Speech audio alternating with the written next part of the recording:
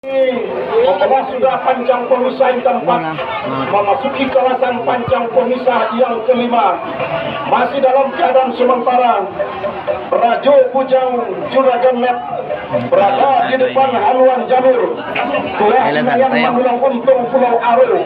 Nah, tampaknya Tuah Inayan Mandulang Untung yang tadinya tertinggal berusaha untuk mengurangi jarak kekalahan, memperpendek jarak ketertinggalannya, hampir mampu menyamakan haluannya dengan haluan jalur Rajo Bujang Padang Tanggung Kecamatan Pangyan. Nah, saudara-saudara, masih dalam keadaan tertinggal.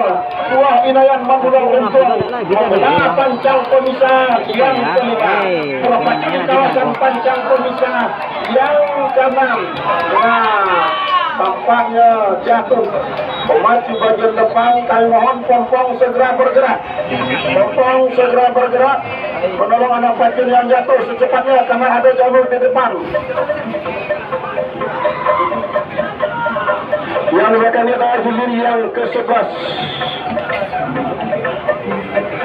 Hilir yang ke-11 Satria Muda Panglima Kuantan Abel Putumik Lubuk Rentang berada di jalan sebelah kiri berhadapan